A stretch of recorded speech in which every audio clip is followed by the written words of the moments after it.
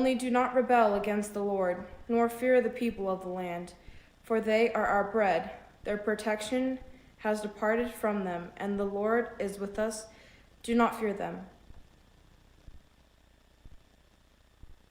What would you say to help someone who is afraid? I would tell them, fear not, for I am with you. These are scary times. You know, it's his faithfulness, it's not ours. So even though we are weak and we are fearful, you know, he's not. He's mighty, he's strong. So in him, there is no fear. We can always remember what 1 Peter 5 verse 7 says, casting all your care upon him, for he careth for you. So no matter what situation we're in, God will be there to help us if we ask for his help. What would you say to somebody who was afraid? I would say, when I am afraid, I will trust in you. In God, I have put my trust. I will not fear. What can flesh do to me? Just reassure somebody. Like when we were out running dogs the other day, and we're coming close to trees, and the dog sled is, sliding through turns, and you had said yourself, like, I trust you. And I'm like, yeah, I got this. It's like a controlled roller coaster thing, and it's kind of like trusting God, because God's got this, no matter how wild the ride is. And one verse that I think of is Psalms 34:4. I sought the Lord, and he delivered me from all my fears.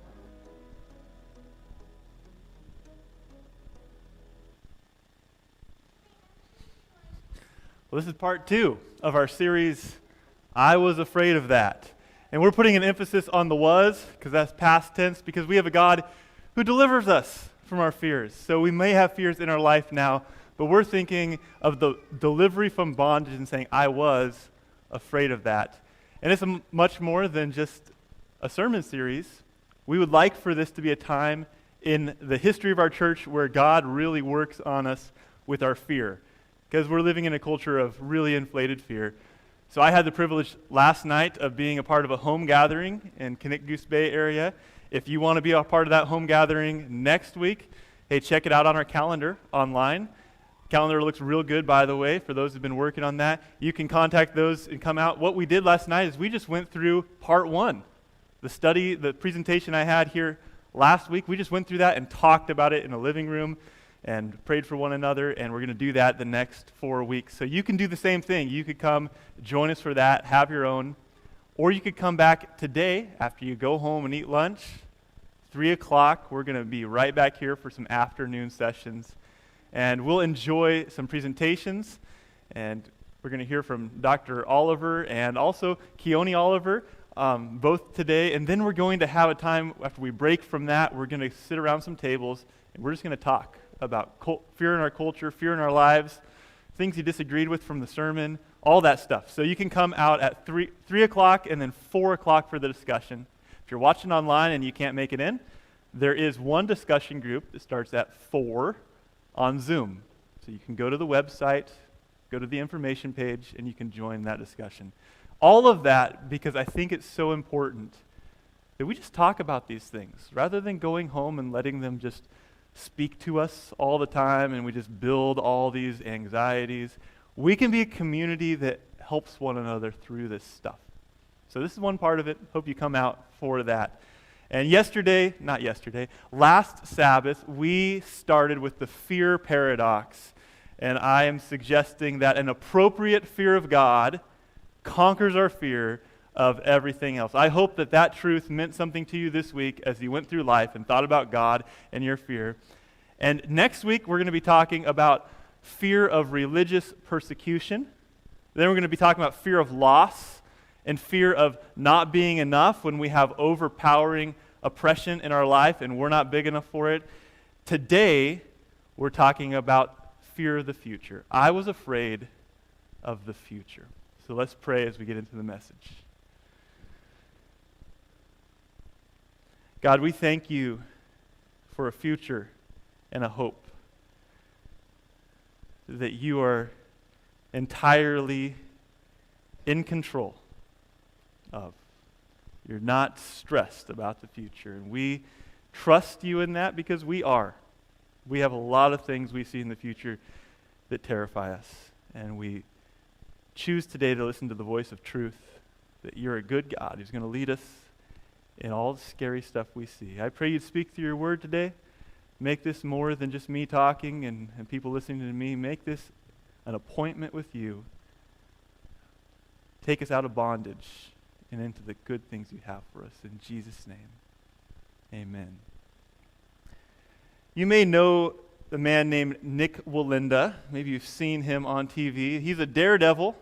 He knows something about fear. For 7 generations, his family has been performing daring acts before the public. They started in the 1780s. That's how long the Wallenda family has been doing daring things. They brought their acts to the circus in America, and Nik has been walking on a wire since he was 18 months old. I don't know when he learned how to walk, but he learned how to walk on a wire when he was 18 months old. And since then, his wire walking, he's gotten higher. High wire walking has taken him across the Grand Canyon, has taken him over Times Square, between 2 towers in Chicago, blindfolded, and across Niagara Falls. And he's had wind gusts of like 50 miles an hour and had to stay on this wire. Nik is fearless, and he married a daredevil. So his wife actually broke his record. He had a record for the iron jaw hang. That's a pretty cool record. So in that record, his wife broke that record when she held on by her teeth to a cable that was attached to a helicopter while it was flying over Niagara Falls. And as it turns out, all this daredevil stuff is dangerous. So the Wallenda family has actually, in their 2.5 centuries of daredevil stunts, they've actually experienced some tragedy. And one of those tragedies is particularly tied with Nik's story. In 1962, some of his family, 7 members of the Wallenda family, were performing at the Shrine Circus in Detroit, and they're performing a 7-person pyramid. So you just have to visualize this. I mean, you got people on the base of the pyramid, and then you have a pole on their shoulder, and you have people standing on that pole.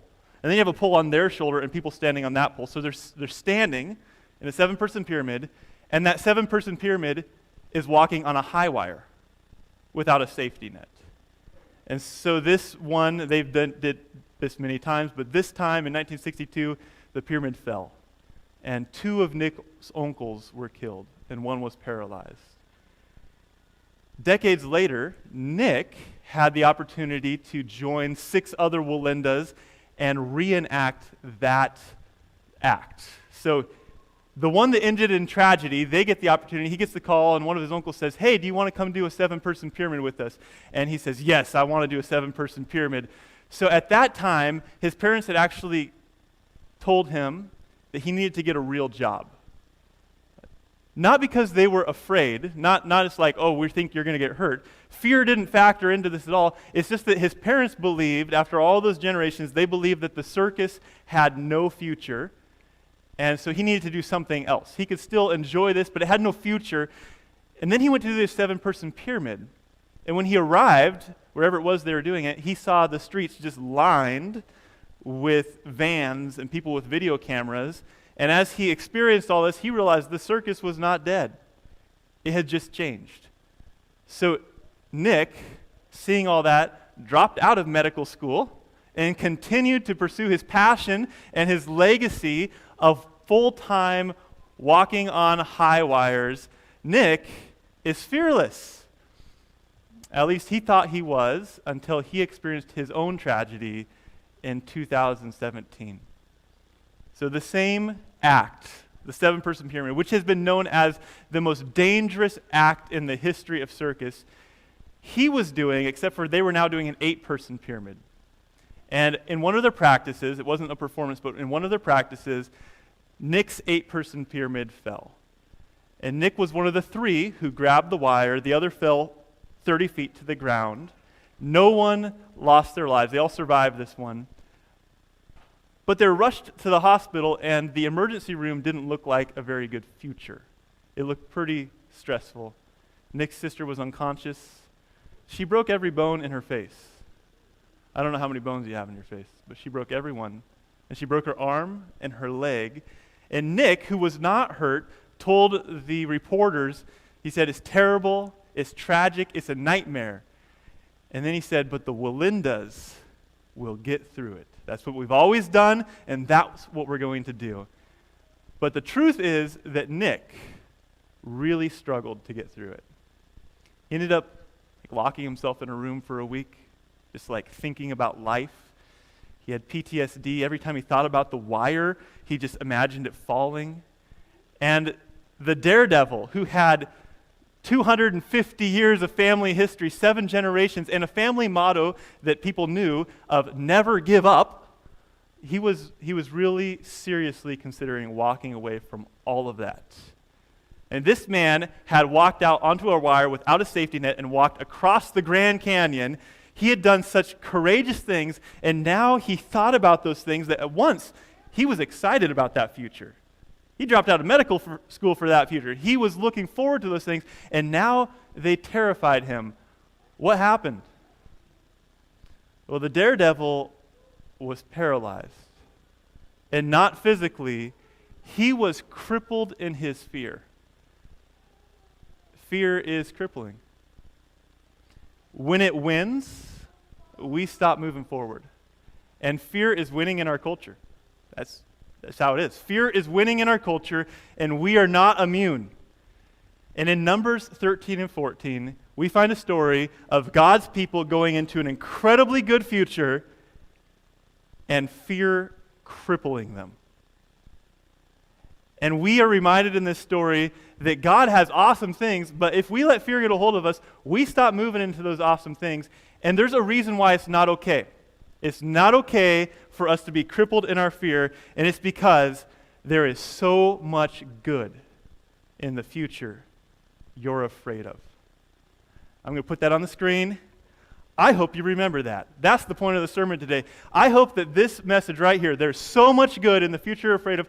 I hope it's one of those things that God could plant on your heart right now, because I believe it's true, and that you would remember it 10 years from now when you're afraid.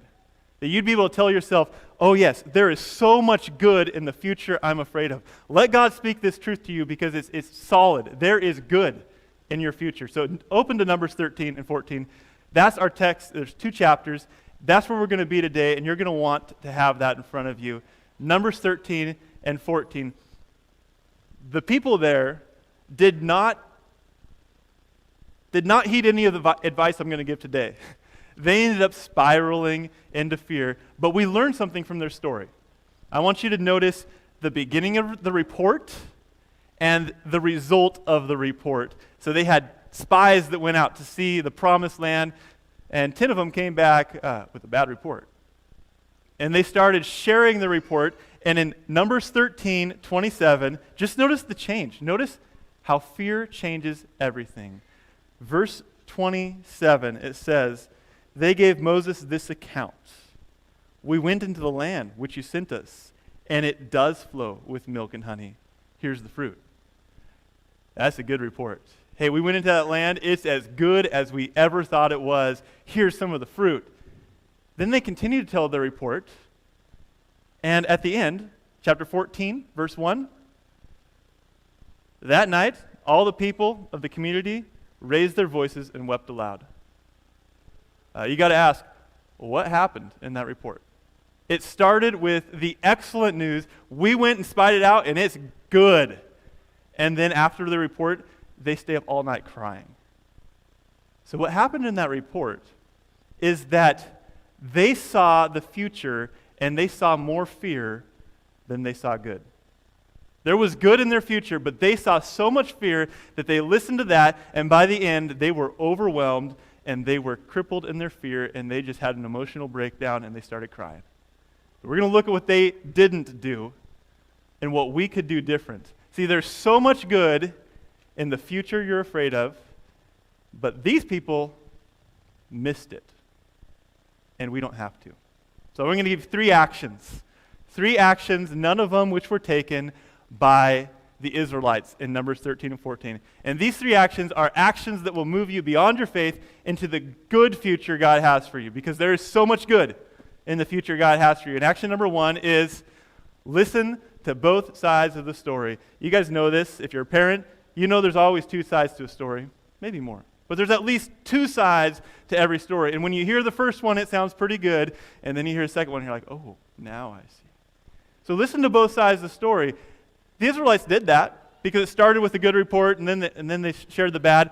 But what happened with the Israelites is they listened until all they saw was the report of fear.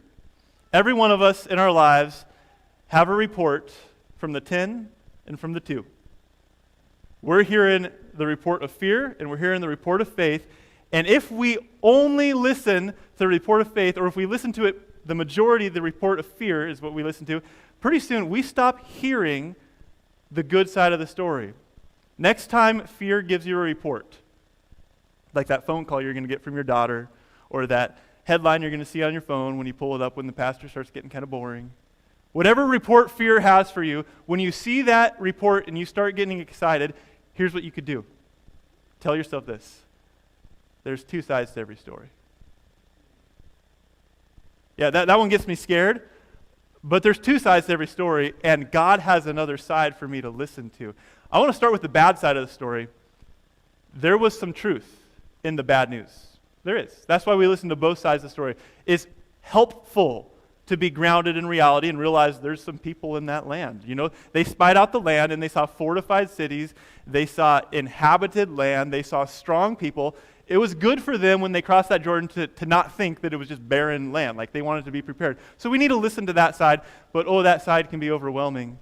Just think of what the bad news report is telling us in our world today. We are overwhelmed with headlines. We live in a scary world.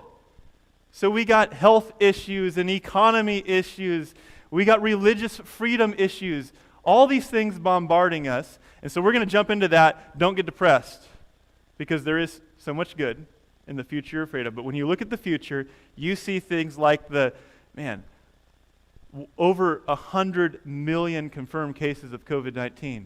And if you're not afraid of that, I mean, just think about the fact that now there's mutations. All right, there's all these things coming, and what it feels like is that there's a bad thing, and we just get halfway adjusted to that, and then life hits us with another bad thing, and we're just in fear saying, what's next?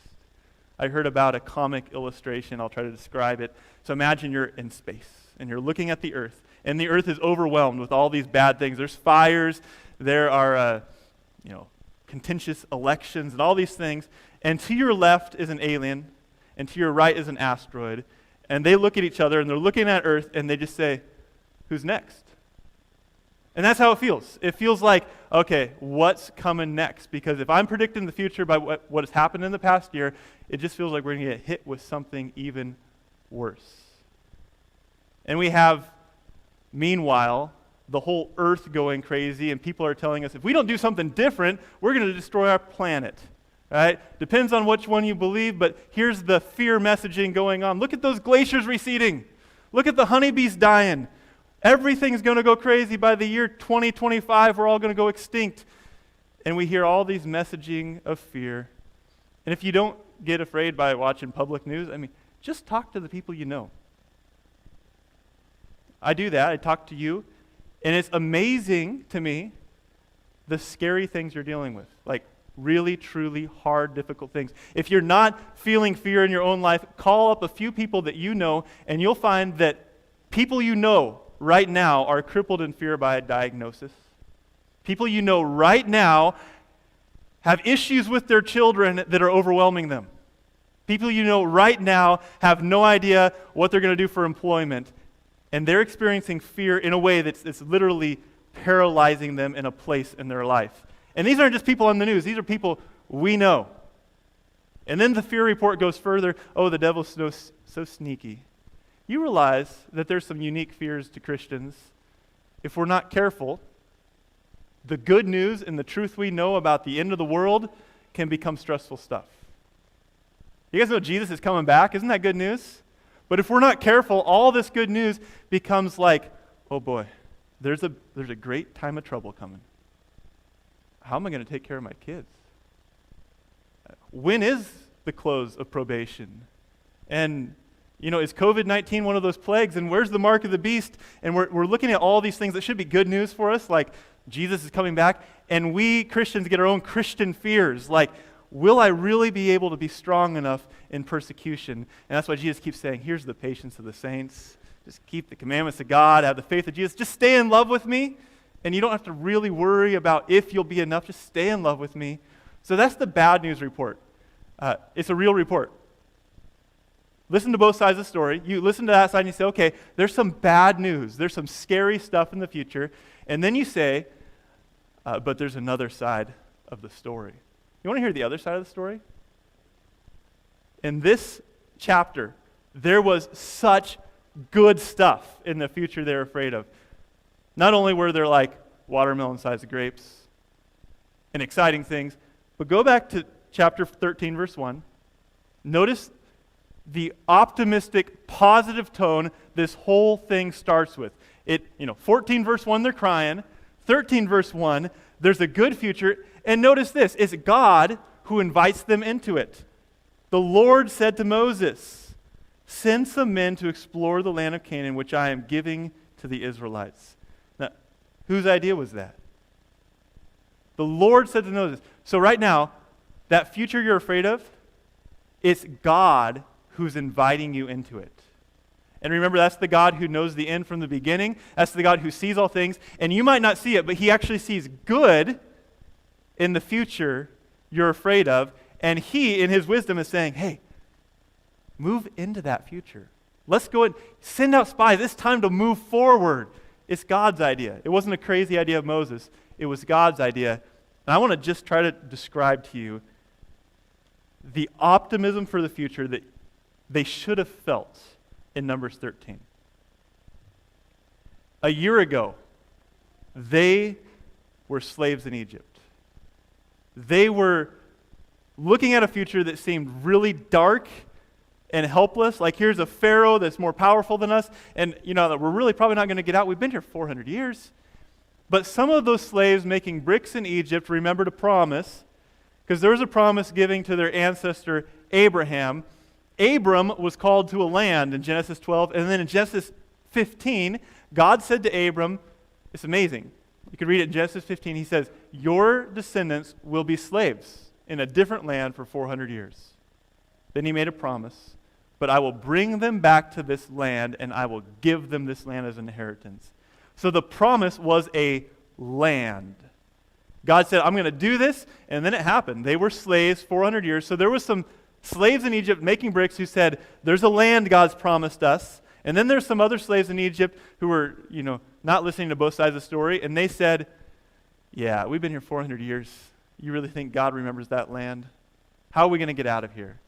And then, in the craziest year of their lives, God works miracle after miracle. He brings plagues, and he changes Pharaoh's heart, and then Pharaoh calls them back, and they come out of Egypt, and they march across the sea as God parts it, and they see it come back together, and they see the armies of Egypt drown, and then they spend that time camped at Sinai, where God instructs them on how to live well. He's re-educating the slaves from the mindset of bondage to the mindset of freedom, and he says, here's the path, walk in it. And then finally, after all those years, they've left Sinai, and they're standing on the edge of the promised land, and God is saying, hey, now it's time, guys. Now it's time for you to walk into the promise. If you were a Hebrew, Numbers 13 verse 1 would have been such an exciting moment, not just of your life, but of your national history. God has led us finally to the place where we're ready to send spies to go look at the land, the one we dreamed about and never quite realized would actually happen. Our faith wavered. Now we're at a point where we're actually entering the good things God has for us. This is like the ancient Hebrew equivalent to the generation that gets to see Jesus come back. This is an exciting time. This is the fulfillment of the promise we've all been waiting for. So they should have gone into Numbers 13 thinking, oh man, there is so much good in this future we're afraid of. Like, God is fulfilling his promise. So he brought him into the desert, but he had something better than that. The desert wasn't the destination. You guys realize that? It says in Deuteronomy chapter 6, verse 23, he says, God brought us out that he might bring us into the land he promised. So the desert was a good thing. God used the desert, but the desert wasn't the destination. God's future for you is not just about bringing you out of your bondage. That's a good thing. God has something, don't miss this. God has something better than just bringing you out of bondage. He has a vibrant life that he's designed to bring you into. And the trouble is, some of us have become comfortable in the desert. We look back at what God's brought us from and we're like, I'm not that angry person anymore. Praise God, I'll just sit here in my desert and not look forward to the good God has for me. I'm not that intoxicated person anymore. I'll just sit here in my desert. But the desert is not God's destination for you. He actually has something good to bring you into. Can you imagine when you look back at all the ways God's delivered you from bondage, can you imagine that God, who's powerful to bring you out, actually has custom designed a beautiful future that he longs to bring you into? He says it's a land flowing with milk and honey. You know what that means? That means that there's abundance of goodness in this land. The desert's not flowing with anything. And some of us in our Christian experience think God has worked a great work and we're content with that work just to be out of Egypt, just to be better than we were before. And God's saying, no, actually, I have so much good, not just limiting of bad. I have so much good if you would walk into the promise I have for you. And so we find ourselves in the desert and we get to make some decisions. And what God is telling us in this story is, hey, just listen to both sides of the story. Yes, there's bad. Hey, what is next? You know, that alien in the asteroid? What is next? I'm predicting from Scripture and our experience that whatever's next is probably something really bad. Probably something really uncomfortable. But you know what else? I know for sure that whatever's next, God's goodness is there. God's hope is there. God's presence is there. And so, yeah, tomorrow and the next week, until Jesus comes back in the clouds of glory, there's going to be some scary stuff in your future. There's going to be some phone calls that are devastating, but I guarantee you, God's goodness is in our future. He has promises, and he keeps his promises. So listen to both sides of the story. That's an action you can take. When fear gives us report and you start getting filled with anxiety, calm down, take a breath, and say, there's another side to this story, and let God speak to you the side of the goodness, the so much good God has in your future. And they keep going. We're going to read the report, piece of the report, and we're going to see action number 2 is give the good news more airtime than the bad news. Here's what happens. Once we've heard both sides of the story, we get to choose which one we keep listening to.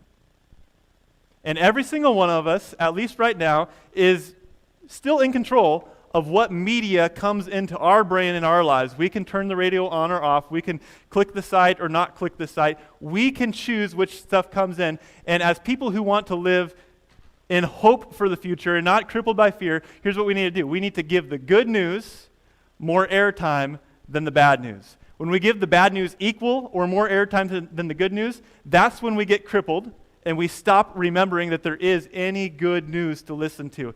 So you choose which messages you take, and some of them are scary, and you just have to look at those and say, yeah, that's a scary reality. But then make sure you have some input and some channels coming into your life emphasizing the good news. Watch what happens when you give more airtime to the bad news. Here's how the report goes. First, we see that it overemphasizes the bad news. I'm just going to cite a few things. If you have it open to Numbers 13, notice in 28, verse 28, the bad news says, there are strong people. Then skip down and notice verse 31. It moves a level up. It went from saying they were strong to now saying they are stronger than we are. Do you notice what the fear report's doing? It's intensifying. And then it starts exaggerating. Verse 31 moves on from them being strong to stronger to them saying, portrayed as giants who devour people. So if we listen to the fear report, if we give that report all the airtime in our brain, we're going to see things that are strong, and then we're going to say, oh, they're not just strong, they're stronger than we are. They're not just stronger than we are, they're giants, and they're going to devour me. Fear overemphasizes the bad news. That's what fear will do. And so if we let that have more airtime, pretty soon, we're going to start rewriting the story from scary realities to fiction that we've made up in our own mind that terrifies us and cripples us. And some of us are doing that. We're listening to the scary stuff, and it's just getting worse. And then as we listen, not only does it overemphasize the bad news, it starts adopting a scarcity mentality. You know the scarcity mentality. There's just not enough room on the top. There's not enough. Here, listen to that. So verse 29, they're looking at this, what they saw, and they report this. The Amalekites live in the Negev. That's the desert. The Hittites, Jebusites, Amorites live in the hill country. The Canaanites live near the sea and along the Jordan. They come back with the report that says, hey, there's good news, but there's all the good land's taken. You want a spot on the sea? The Canaanites are there. You want a spot in the hills? You got to fight them. All the good stuff is taken, and fear adopts a scarcity mentality, and what it's telling you right now is there's no more good spouses out there. There's no more good jobs. There's no more good opportunities. No more good lives to live. They're all taken up. Afraid of a lot of things. But never fear that God has run out of resources. All right, we're talking about a God who made everything out of nothing. And then we're going to let fear tell us that there's no more good things that he has for us. There's no more blessing. Like he used it all up on past generations, and now he's calling you into a future, and he's like, oh man, I brought you here, and I don't have any more good stuff to give you. But fear adopts a scarcity mentality that says, you're going to run out of time. You're going to run out of years. You're getting kind of old. You're going to run out of talent. God hasn't gifted you that much. Fear will drive you there. But if we let ourselves have more airtime with the good news, we start realizing that God has brought us into a thing, and that same God who's worked miracles to get us there, he's going to provide in that place. He has resources. God has good things for you too. God has good stuff. And then the fear report keeps going. They've overemphasized fear. They've adopted the scarcity mentality. And then there's some good news that's brought up. Verse 31, Caleb says, hey, let's go up and occupy it, for we will be able to overcome it. There's some good news. What does fear do right after that? Fear responds real quick. We are not able to go up against this people. So the good news tried to get a little airtime. Some good news tried to come into your brain, and fear just right away just silenced it. Nope. You think we're able? We're not. Fear will silence all the good news. It's not that there's no good in your life. It's just that fear is talking so loud, it doesn't want you to hear the good. So as soon as the faith report pipes up and says, hey, there's good stuff going on. This friend in your life, that's a thing God put in your life for good. These relationships, this church, this whatever it is, fear says, yeah, right, you can't do this. It silences the good in your life. And the fear report keeps going, and it forgets, I don't have a verse for this one because they didn't include a verse for this one. Fear forgets about God. Notice, read the whole report. Never once do they mention God in the report.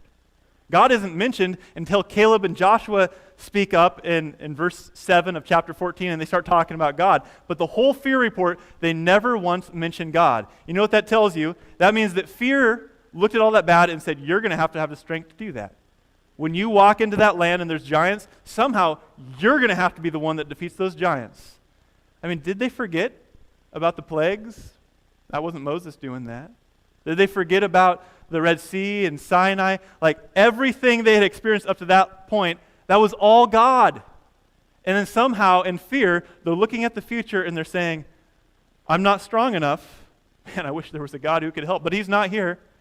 Fear forgets God. And I think you're able to relate. Maybe you're looking at the future and you're saying, there's no way I can do this. And fear is good at telling you that you're not good enough, but it fails to remind you that God is, and that he's there, and he's present. And so when we listen to fear, we forget that future we're called into is full of miracles, the power of a God who's led us to that point. And the report continues, and we see that fear assumes the worst of us, and it projects that onto others. In verse 33, it says, we seem to ourselves as grasshoppers, and the same to them. So fear will, there's inadequacies in us. There's weaknesses in us. Fear will take those and say, you are nothing. You are tiny. Not only are you nothing, everyone else knows it. So those are the things that happen when you give fear more airtime than faith. What does that mean you should do? On a practical note, you might need to unfriend, unfollow, or unsubscribe to some things.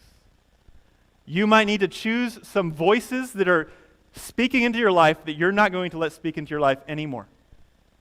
Because you only have so much attention, and if you give enough of it to the fear report, those things are going to happen and you're going to be crippled. And the tragedy is that you're not then going to move into the good things that God has for your future. So think about the input that comes into your life. And just give more airtime to the good news than the bad. Maybe you need to replace the show with some scripture on audio. Maybe you need to look up a good sermon. Maybe you need to call a friend who's full of hope and letting God lead in their life and ask them to tell you some good truth about God to keep you going. There's input, and we can choose which comes in. And what we need to do right now, if we want to have courage to step into the good future, is we need to have more airtime for the good news than the bad news. And finally, action number 3, regulate your emotions with truth. Regulate your emotions with truth. Remember, fear is an emotion. It's not fact. It's feeling. It's not absolute truth. There might be some truth in it, but fear is an emotion, and we should have emotions. So when I say regulate your emotions with truth, I don't mean don't have emotions, just be logical and reason through things. I mean, experience your emotions, but let God's truth regulate those so you don't get all wound up and go off the path. And that's what happened. Chapter 14. It's just an erosion of confidence. Their emotions are deteriorating until they launch into an irrational panic. This is what happens. They start crying. They cry all night. Verse 2, they grumble against Moses and Aaron. That's what we do. We get discontent. We start complaining about our leaders, right? And so they grumble against Moses and Aaron. The whole assembly said to them, then fear starts saying crazy stuff. The whole assembly said, if only we had died in Egypt or in the desert. Like, that's their conclusion. Rather than going into a beautiful promised land that we've been looking forward to for 400 years, I just wish we died in Egypt. That would have been so much better than God's blessings. Fear, when it's not regulated by truth, starts spiraling down and starts saying crazy stuff. And that's what it does to you. Like, there are crazy ideas popping into your mind this week because fear is allowed to mess up with your emotions, and you're starting to think crazy thoughts. But truth can regulate our emotions. I'm so glad our church values truth. I will be an emotional wreck if I don't have truth. So truth regulates those emotions, and then watch how they just spiral out of control emotionally. Not only we should have died in the desert, it says in verse 3, why is the Lord bringing us into the land to kill us by the sword? All right, unchecked fear will lead you to question God. And it's not wrong to question God, but when you question Him, hang around for His answer, because they asked the right question. They asked the question in verse 3, why is the Lord bringing us into the land? That was the perfect question to ask. It was, because the answer to that question is, there's so much good in the future you're afraid of. I have a promise for you. If they would have honestly come to God and said, now remind us your purpose here. Why are you bringing us into the land?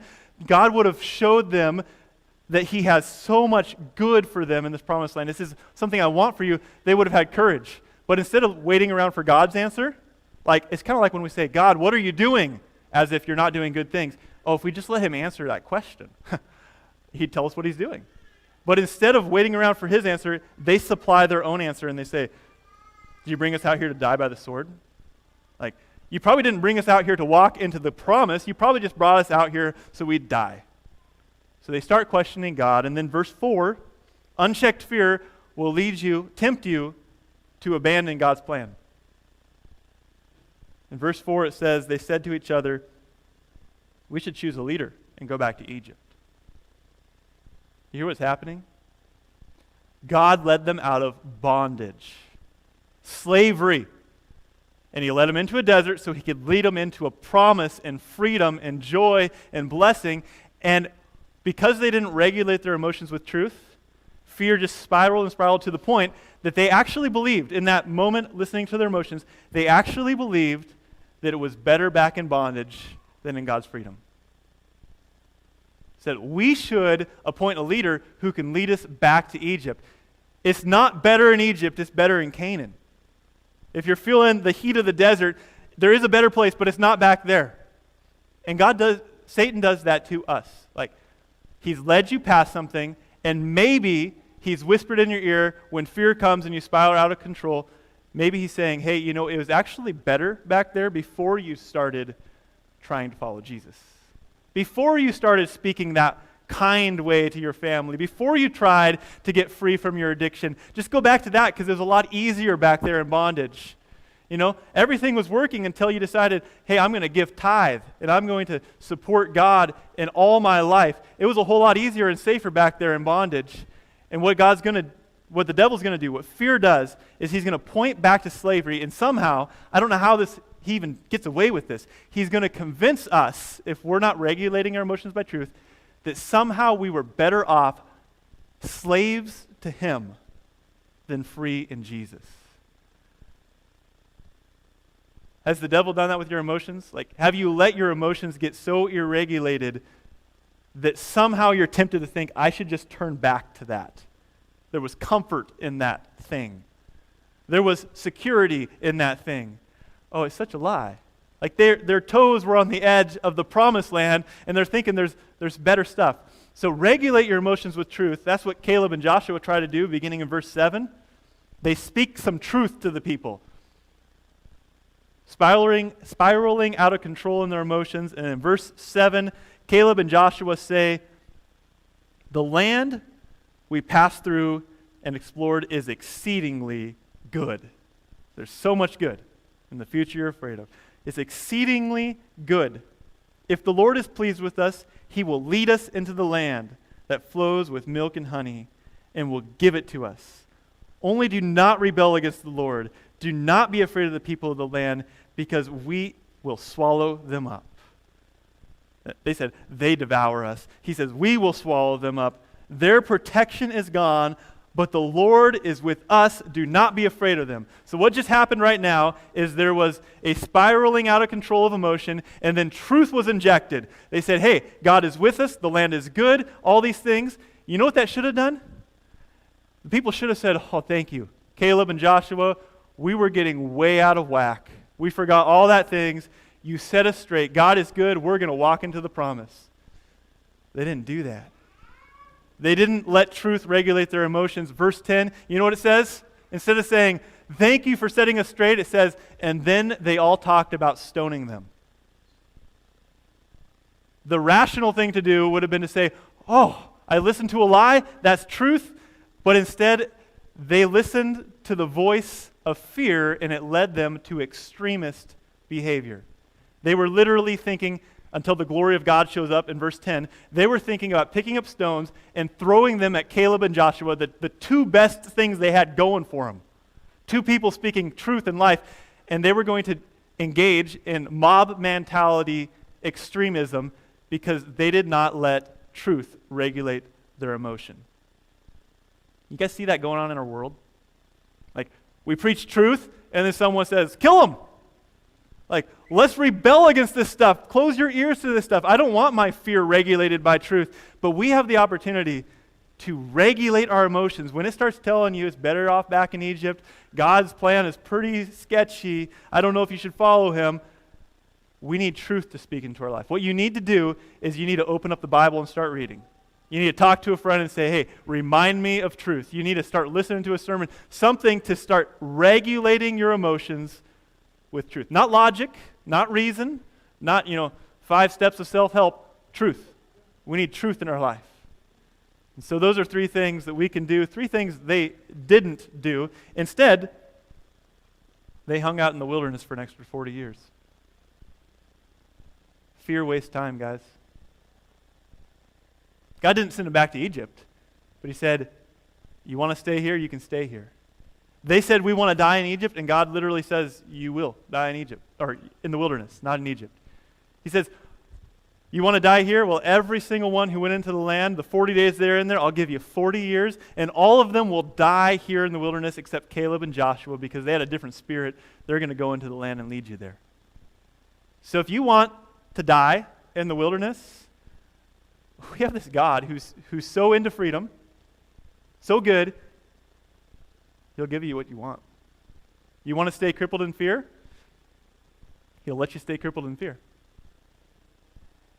And God leads those who are willing into the promised land. It's no coincidence that when God calls Joshua after the 40 years, and he's trying to remind them how to enter the promised land, he says to him, have I not commanded you, be strong and courageous. Do not fear or be dismayed, for I'm with you. The message he had was, you can go into this promised land, but don't let fear cripple you again. So they stayed right there. 40 years, 40 extra years because of fear. The book of Deuteronomy wouldn't have had to be written if they didn't listen to fear. All that stuff between Numbers 13 and 14 all the way to Joshua, that was extra stuff that only happened because of fear. Just think about this. The book of Exodus, Leviticus, and Numbers chapter 1 through 14, that was a year of their life. But the next 7 chapters, that was 40 years. Fear wastes time. They were moving forward like boom, and fear wastes time. And here's the truth. Fear wants you to believe that you can get out of the future. I'm afraid of that future. I'm just going to hide. The future is inevitable. It's coming. Tomorrow's going to come no matter how afraid of it I am. The future's inevitable. You have 2 options. You move into the future or you die right now. I want to move into the future. The only way that I don't move into the future is if I stop living. So what I do to try to hide from that reality is I just go into denial. And I stop realizing the future's coming. I stop dealing with it. I stop looking for the good in the future. And then I just get crippled in fear. But we don't have to do that. The reason the Israelites landed there is they did not listen to both sides of the story. They did not give more airtime to truth than bad news. And they did not regulate their emotions with fear. There was a good future for Nik Wallenda too. So he was, in 2017, he was crippled in fear. He was seriously thinking about leaving it all. And then he wrestled through it. He had some PTSD. He realized for the first time he actually is affected by fear. He wrestled through that, and he wrote a book called Facing Our Fears. It was published in 2020. And the subtitle was, I'll read the subtitle. The subtitle, it goes along with the story. It says, step out in faith and rise above what's holding you back.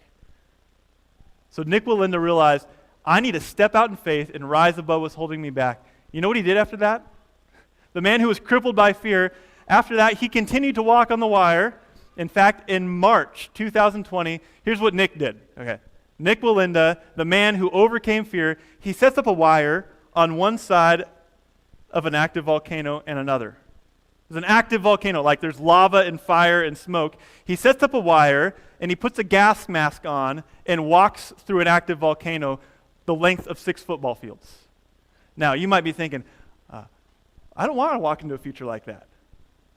But for Nik, that was his passion. Not only was it his passion, but it gave him a platform, a global platform, where he can speak courage into the lives of millions of people.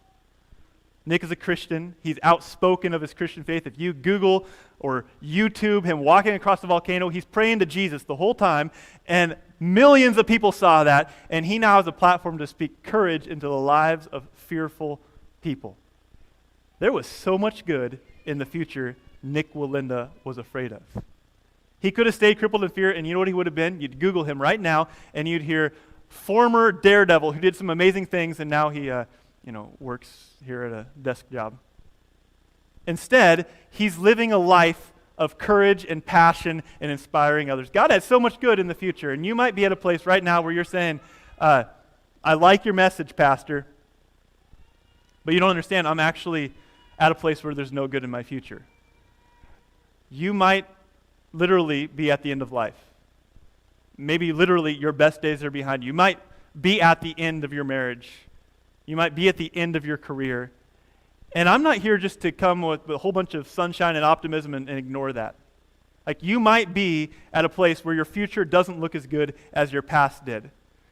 Here's the difference between this sermon and a non-Christian motivational speech. Motivational speech says, there's good, go for it.